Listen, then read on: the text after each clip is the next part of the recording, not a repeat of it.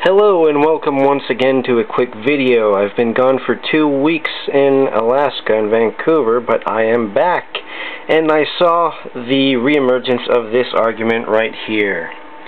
The old order cannot come from chaos argument. Now this comes from the Apologetics Press. I hope you can see the link there. And notice the example of quote mining right here. Superficially, the obvious alternative to chance is an intelligent designer. So of course they say that there must be an intelligent designer, forgetting the word superficially. But this video is an attempt to rebut this old, tired, and wrong argument. I'll be using these for this experiment, and bonus points if you can name all of them. Now I have here a variety of rocks I've collected. I know this one is hematite. I've forgotten most of these. I know there was an opal over there. There's tiger's eye, cat's eye. I don't remember what that one is. I think this is a citrine. A few little rocks here. And I'll be using, once again, a glass container filled with water. That'll seem to work pretty well. So, let's just put these all in here for a quick little experiment, and the water goes everywhere. That doesn't matter. Pulling back out so you can get a better view. I am in fact putting them inside the container. And what is this going to prove, you might wonder? Well, we'll find out in a moment. I got everything. I'm going to put my wonderful lid here.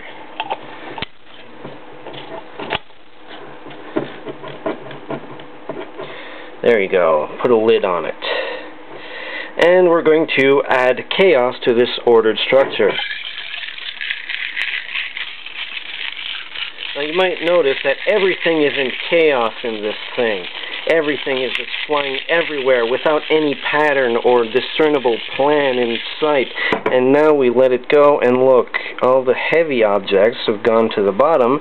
All the bubbles from the soap drop I added are all floating very slowly to the top, and the water is in the middle. So here we have an example of order appearing from chaos.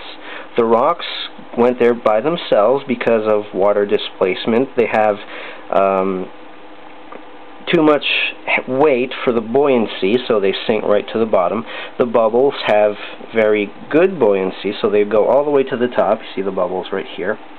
And the little air bubbles there don't have all that much buoyancy, but they're going to very slowly rise up to the top of the container. And the water, of course, is everywhere because that's what water does. Now, this demonstrates very simply how order can arise from chaos. Simple physical properties acting on the laws of the universe, which have no creator, and arriving to a result that is the thing you see before you. But some people are still going to say that's not an example of order from chaos. So what do? Well, we can always bring this into play. If you look really closely, I hope the camera's going to be a good quality at this distance, but you might see the little crystalline formations in there that are completely natural occurrences. Or if you didn't see the crystal on that one, how about this? You know, you have really big crystals on this one. You can see the points and the shape, but it's not really that great a geode. So let's go with this one instead. Oh, another piece flew off. And you know, you can see the shape of the crystal there. That's a completely natural occurrence. No one had to make that. It made itself using the laws of physics. And if this isn't a clear enough indicator of order from chaos for you, how about this? This is selenite, and if you look closely, it looks like little wires of fiber optic all stuck to each other, but they're very, very tightly packed, and this thing is heavy. It's also very shiny, you might notice.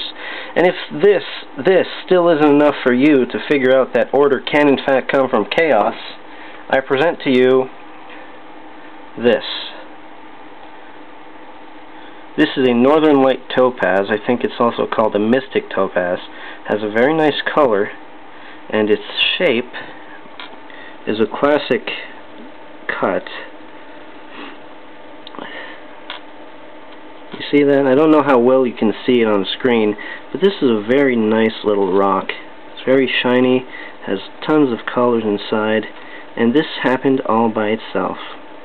The rock was made, it had certain structures inside it that allowed people to cut it into this shape.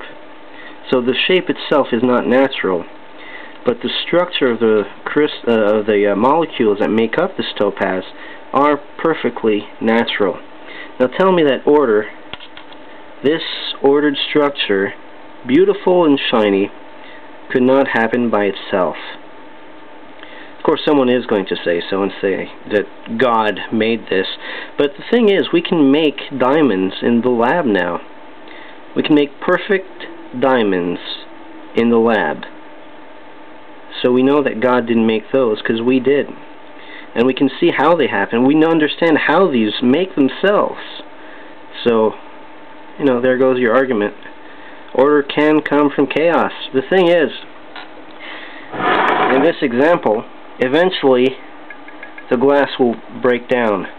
The water inside will evaporate. The bubbles will dissipate, and those rocks there will very slowly erode to nothing. So the order that we have from this chaos is a temporary thing.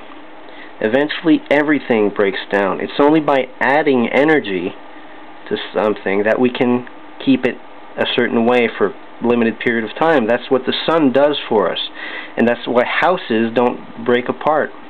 We add the energy, we do the maintenance, we build them up, keep them that way, and we have to work at it. Otherwise, you wind up with a whole lot of nothing. So I hope you enjoyed this quick little video, and well, I'm not wearing it now, but just because I wear a mask doesn't mean I'm wrong.